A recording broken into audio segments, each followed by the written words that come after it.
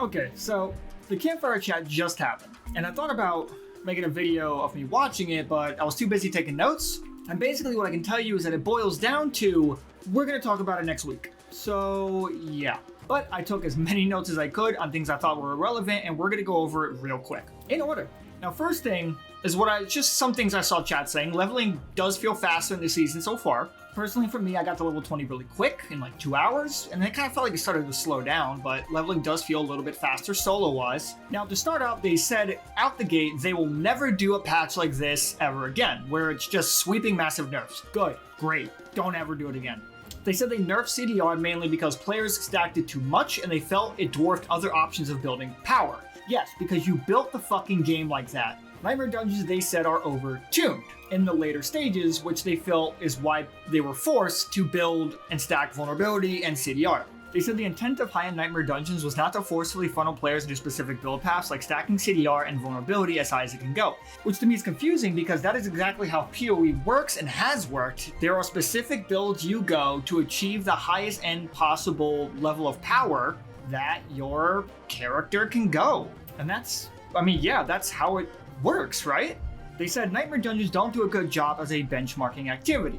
I mean, that's good, because it can be a benchmarking activity. That's literally what Diablo 3 rifts were, and that's kind of what PoE mapping is. How high in the maps can you go? How high in the rifts you can go? It does work as a benchmarking activity. It does do a good job because it is what PoE has survived on its entire lifespan. The problem is that PoE's content, the stuff you're doing inside the map, inside the rift, inside their dungeons, is fun. It doesn't do a good job at benchmarking because they aren't fun. But if they're looking for other activities, good. They plan on nerfing high-tier Nightmare dungeons. Okay, fine. Although, don't remove the challenge from some players who want to actually try to push for 100. If it becomes too easy, we'll definitely stop playing. They are looking to create a new endgame activity for players who wish to push and see how far they can go. That is great. They're literally saying, we're going to create new benchmarking activities for you people who want to push as far as you can go. And they don't want it to be like Nightmare dungeons, which are similar to Diablo 3 rifts, so I'm not sure what they could think of, but hopefully they don't stray too far from that. Those systems are fun, just make them fun. Next, they talked about sorks. In general, they said the goal is to make all builds equal. That's why they mass nerfed everything across the board, to get rid of outliers. Because once they can make everything closer to a baseline, they can buff it all equally. And that's why they nerfed Sork hard, apparently. Now, I just started playing Sork, but I can already feel about how much I struggle in literally World Tier 1 as Sork when I specifically don't want to use chill builds. They admitted they didn't hit the mark with Sorks, which is good. They admitted, hey, we fucked up with Sorks. Okay. And they do have plans to address what they did to Sorks later. That's going to be a reoccurring theme, let me tell you.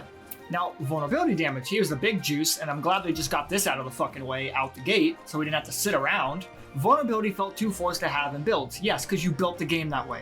They noticed that, and that's why they nerfed it, they said. They did not want vulnerability damage to be as potent as it is, which means you apparently didn't playtest your fucking game, and they wanted to, quote, bring it back in line. Vulnerability damage literally states, hey, do more damage. What do you mean you didn't want it to be as potent?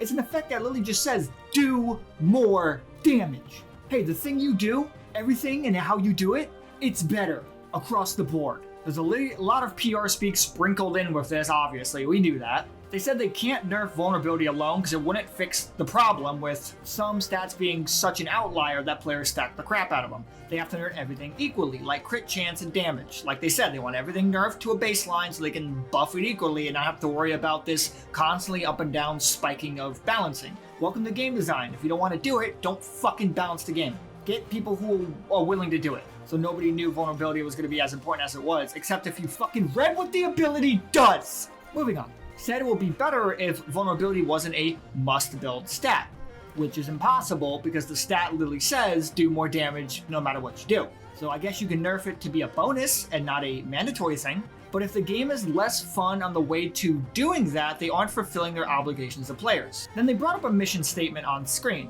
They want a wide variety of viable builds. I don't think that's possible with the current system they have in place. I think the only game that is capable of doing that is Path of Exile, because Path of Exile has such an incredibly immense tree, there are dozens of viable builds for which content you want to do. If you want to push high maps, high maps, well, guess what? You have a lot less variety of viable builds, because that's just the nature of the game. If you want to be in mid-tier maps, well then the variety of viable builds skyrockets. You can do whatever the fuck you want. Do the Super Mario Hammer Ice Sork build. where you swing the hammer incredibly fast, you never miss, and every hit pulses out freezing and causes shatter damage. You probably ain't going to map 80s and 90s, but they want to continually evolve endgame content with high density of monsters for powerful builds to mow down and activities to challenge your build.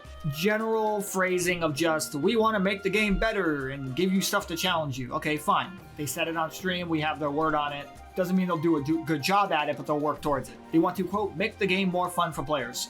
And I understand that this season was probably a sorry that you're going to get fucked this season, but you're going to get fucked this season, where it's like, hey, we borked our game out the gate. We're going to have to use season 1 to like literally reset the baseline of our fucking game. It's going to suck. You guys are going to hate it. We have to do it. That is how I take this season. I think they know what they're doing in season 1. They know what they're doing. They knew this was going to have this reaction. They knew these changes were going to make people pissed. And I felt like they just sat there and were like, we cannot spread these changes out over several seasons and make our game's lifespan for the first year terrible. We just have to front load all of our necessary changes in season 1, be done with it, and then just move on to the next seasons and continually build the game up. Which the game's always going to look better if it's already covered in shit and you're slowly hosing it off every season. Yeah, it's going to look a little better season by season. And this is what they said their plan in future patches are. When making changes to increase build diversity, let some builds be OP until they have provided compelling alternatives. So Bone Spear. Why is Bone Spear not nerfed? Because they couldn't build an alternative for Necromancers to actually have fun with other builds. That's why Necro Minions still aren't that fucking good. Bone Spear is still one of the best builds in the game. And this is the reasoning why. They couldn't find a way, fucking somehow, to make Necro have an alternative, fun, compelling build that's just as powerful as Bone Spear, so they just left Bone Spear alone. They want these kinds of meta changes to be at, quote, predictable times like the start of a new season. Which I don't understand what that predictable times. No, if a build is completely borked, it is overpowered, completely obliterating stuff to where it doesn't feel like the class can do anything else but that build, i.e. fucking Bone Spear, fucking nerf Bone Spear. Take the other thing the class is supposed to do, minions, I don't fucking know, give the minions 20% damage buff. I don't know, just fucking see how it works. Now obviously that's ignorant for me to say, because I don't know how long, like, I don't know, patch certification for consoles and shit happen, yada yada yada yada yada. But hey, maybe that's why we should have a fucking PTR. Oh, we're gonna have these things planned out for season 2. Okay, open up a PTR right now from the start of season 1. And then with the PTR, just throw shit at the wall and see if it sticks with players. They admitted that they will always react immediately to game-breaking bugs that make triple OP crap happen. They don't want to punish players for using OP exploits because they admit that is the playground we built. And that's what Asmongold says a lot, which is that you built the game this fucking way. Players should not be punished for using the tools you put into the sandbox. And they said that. Unless you are blatantly using an exploit like the infinite loot chest glitch exploit. You know that's an exploit, I know it's an exploit, we all know it's an exploit, don't play dumb. And then they said this, which we have ultimate visions for something further down the line, but saying we have an ultimate vision, well, your ultimate vision is not in line with what the players are finding fun. Players don't like to hear devs say that. This is our vision for the game. Because then that makes us think, well, you care more about what your vision is, or what the stockholders' vision is, than what the players want. Admitted they didn't communicate with players what changes were coming to give players time to adapt and adjust for massive changes. They literally have the played metrics of, hey, everybody is stacking vulnerability, everybody is stacking crit chance, everybody is stacking crit damage. They know every player is fucking building them, but they did not give us a heads up. And I think I know why. It's obvious, because they wanted this backlash all at once to address it with a campfire stream and let people know, keep them on the hook, dangling, hey, next week we're gonna have even more details. It's a way to slowly but surely burn out the fucking rage of the player base and keep trying to build a little bit of fucking goodwill and hope over time until they can get all the correct fixes out. If they would have told us about these changes earlier on, people would have lost their mind and season 1 would have been DOA out the gate. But they released a patch, 2 days later the season came out, people still played because they were like, okay, maybe the season will be fun, maybe the Malignant Hearts will make up for it, which they're not, but that is my take on it. Want to communicate in the future better with stuff like campfire streams? Good. But again, it's like Blizzard has a huge decade-long track history of saying, we want to communicate in the future better, we didn't communicate well, and it's like, you don't need to be in the same fucking dev team of whatever game Blizzard's fucking up this month to hear the overall news of like, hey, they didn't communicate better, blah, blah, blah, blah, blah. Admit they squeezed things in last minute with patch notes, quote, that's just how they are. How about a bug fix? Said that next Friday they will be doing another campfire to talk about patch details and further details, but can talk about some of it now. So here are some tidbits about patch 1.1.1. Quote, taking a long look at Sork and Barb aspects, trying to buff those. Okay, good. I just now started playing Sork. I played Rogue at the start. Apparently they're shit. So, okay, good. They will be doing legendary power tuning for Sork and Barb, looking at Sork first, trying to bring them up. Next Friday, they will talk about specifics. Here we go. Next Friday, next Friday, next Friday. But they said Nightmare Dungeon item hotfix will be today. The monster density in Nightmare Dungeons and Helltides will be increased substantially. Good. Give us the Diablo 3 feel that we had in Rifts. Here are inventory concerns. Gem tab still coming to season 2. They're holding the ground on that. Meta changes. I guess that's a fucking meta change. They want to do at a predictable time. Whatever. In 1.1.1, which is in about a week and a half, 2 weeks, they are going to add an additional stash tab. And the chat was just going, just one? Here's the thing. Maybe it's just me. I don't think it is. Why the fuck are all y'all stash tabs filled? What the hell are you doing? Stop. Are you all not like near full build at this point? 1,000,001 aspects would be fair.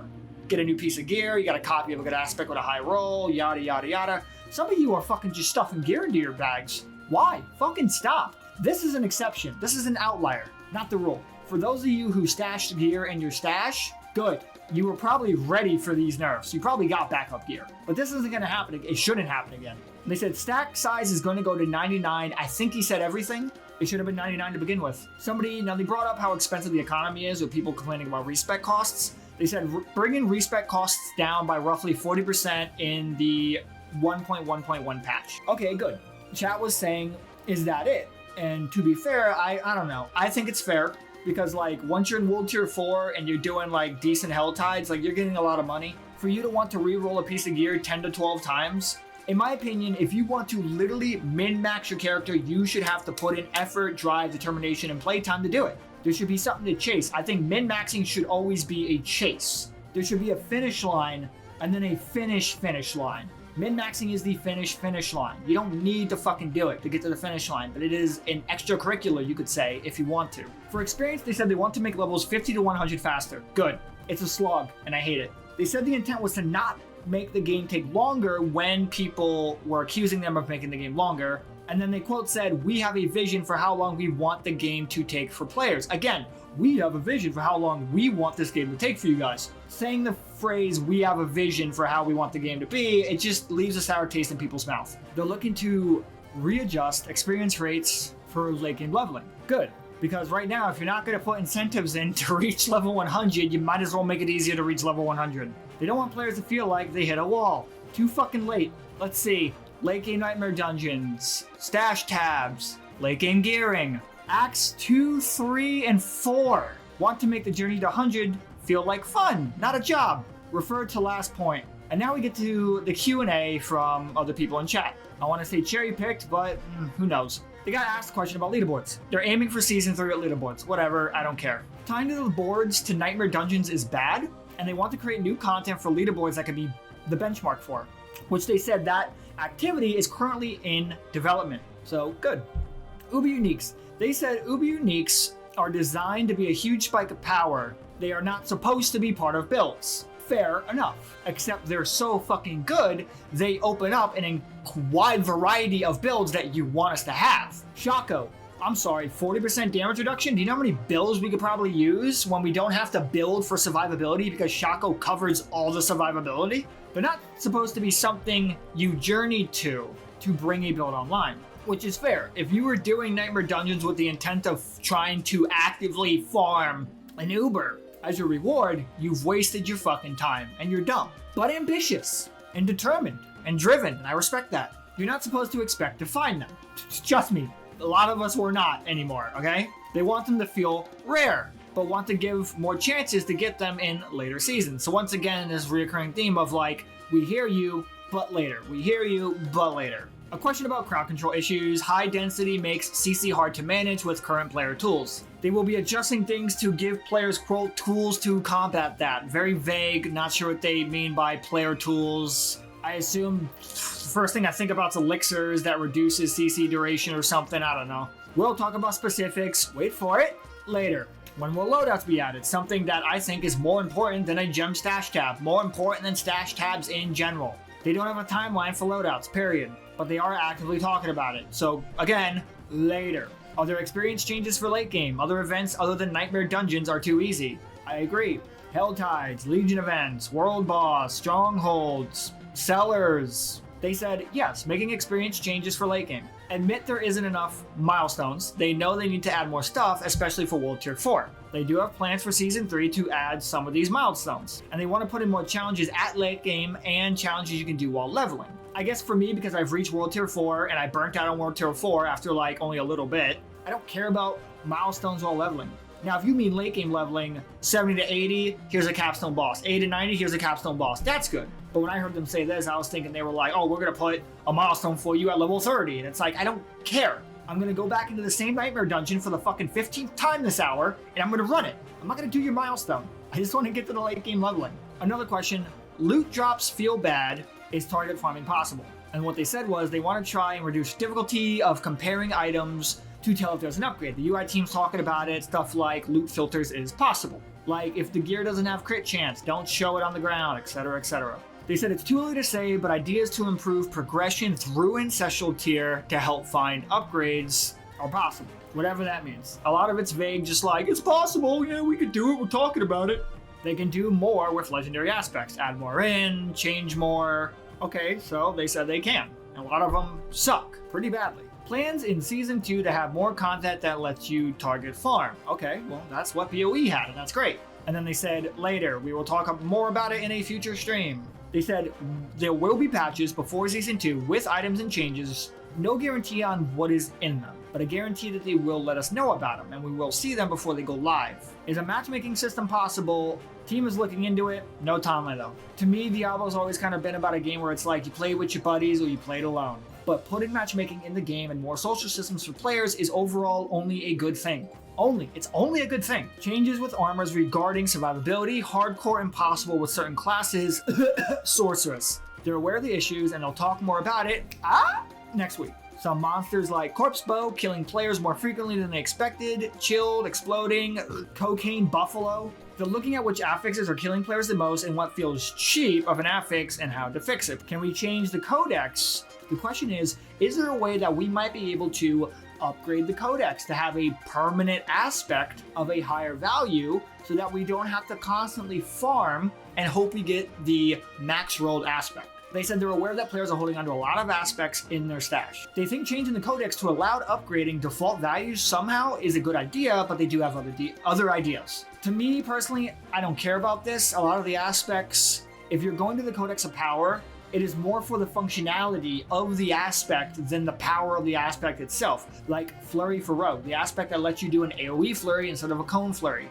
Having more power on that's nice, but you're mainly doing that so you can get the effect of the AoE flurry and you don't have another aspect for it. You don't really care about the power. You're still just going to worry about farming for the highest aspect of that codex. And they want to make improvements for the Codex of Power somehow, some way. They didn't clarify. Next question, have you considered nerfs like CDR being very impactful? They said yes, they are aware that nerfs heavily hit certain classes and builds disproportional. They reiterated that they want to bring everything to a baseline together to make it easier to balance chunks at once. And they will be doing large balance changes more slowly.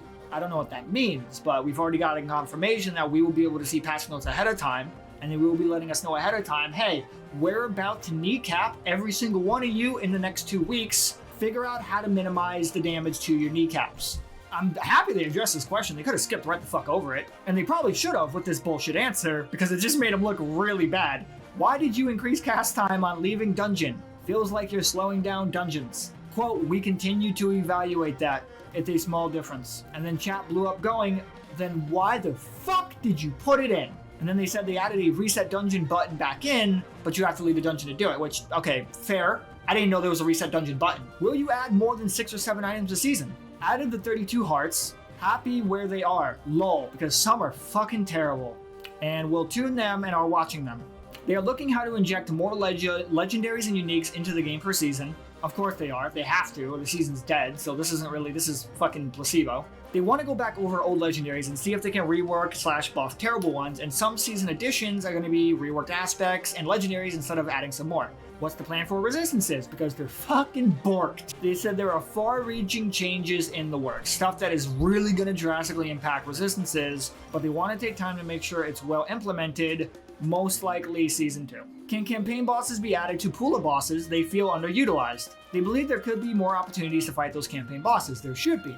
It's a waste that they're only in campaign. They want to find the right way to add them in. Fucking capstone, what do you mean? I think it'll be a seasonal mechanic. Somehow the forces of hell have figured out a way to more quickly focus their energy, machine, regeneration methods, whatever, into regenerating their commanders, so that they can quickly establish a foothold on Sanctuary with these commanders and yada yada. Point is, Hell Titan has portals where Andariel and Duriel and maybe even some other people are gonna start coming out to fight you, albeit they are weaker because of the rushed process. And then crashes on PS5, they're aware of those issues. They did find a memory leak fix in 1.1.0 for consoles. 1.1.1 is going to address the memory leak for PC. I might have heard that wrong though. Do they plan on introducing more ways to craft and modify gear? Only gold has value and only one stack can be re-rolled at a time. They said yes, they want to add more options, will be in the future, doesn't say when, quote, later. Why do Necro minions take ability slots? Have any minion builds beat Uber Lilith? Now, they did not address if any minion builds beat Uber Lilith because the answer is fucking no. They said there are cool things in Malignant Hearts that affect minions, kek. They are watching the ratio of abilities to slots. What the fuck does that mean? Minion abilities taking a slot is simply, quote, the weight of the skill itself. Well, minion abilities are as light as a feather. There is no fucking weight, apparently. They said there are builds that make minions good later in the game, but there are improvements to be made about the survivability of the minions. They know players are going to use all 3 Druid companion skills on bar when players do use companion skills on Druid. They think that's cool and neat that players found out a build of doing it, and they're looking and exploring the idea of making it a viable spec of just Druid companions, whatever the hell that means. They know Druid companions don't have any depth though, like Necro does. Will there be better loot tables for loot goblins? This was the last question, and I mean, variety in loot goblins, I'm all down for that. They said in Diablo 3 they had like 12 to 14 types of loot goblins, which is laughable when you think about there's only 2 in the game, normal and the world boss. They want them to feel more exciting when they do show. I mean, I chase one down every time I fucking see it, so I can pump that thing into a wall, get my loot, and then they'll talk about it later. But they did say that they want to, I didn't write it down here, but they did say they want to improve the loot that loot goblins actually drop to make it feel more exciting to fight them and kill them. And then here's the epilogue of what they said. They know players don't like the feeling of the nerfs and will try to balance out nerfs with alternative buffs in the future. They will do a better job of communicating. Every single game development company ever that's had to do an emergency patch has said this. At this point, it's like YouTube apologies. Patch notes will be coming way earlier in the future through campfires and blogs and social media. They admitted their mistake of not telling players about these nerfs ahead of time. It wasn't a mistake, it was intentional, it was obviously intentional. You have the statistics there. Somebody asked, why can you nerf things today but take forever to buff things? They said they plan on pairing the nerfs and buffs together so it doesn't feel, quote, unfair. You're supposed to do that as a baseline for game balancing, you twats. You are not supposed to just blanket nerf shit with no compensation, or else you will break the balance of the game. How long has this game been in development? 3 to 5 years? That should have been the plan from the get-go. Hey, we're about to nerf vulnerability, crit damage, and crit strike and everything into the dirt. How do we think of a compensation for each class? Oh, I don't know. Buff Necro minions. Buff whatever the hell on barbarians that are shit. I don't know. Buff Rain of Arrows on Rogue because the super sucks. Give druids more base move speed. God, it's the most incompetent thing I've heard them say the entire live stream. And they did say that there will be a hotfix today. So the hotfix isn't out yet, but to wrap everything else up in a nice little bow, their client's not even working. Their client is just, at the moment, dead. So that's a nice cherry on top of this stream. I don't think it was overall a bad stream, but I don't think it was a good one. Next Campfire stream will be what is meant to start dousing the fire. And that's what I expected going into it. Let me know what you think, classmates. I'll see some of you in Sanctuary. Or maybe I won't. I'm not exactly having that fun with Malignant Hearts right now. Hey, classmate, keep your voice down. Grandmaster doesn't like us talking during lesson. Do you think you could give me a like and a sub? Every bit helps, you have no idea. Grandmaster's coming this way. Act natural.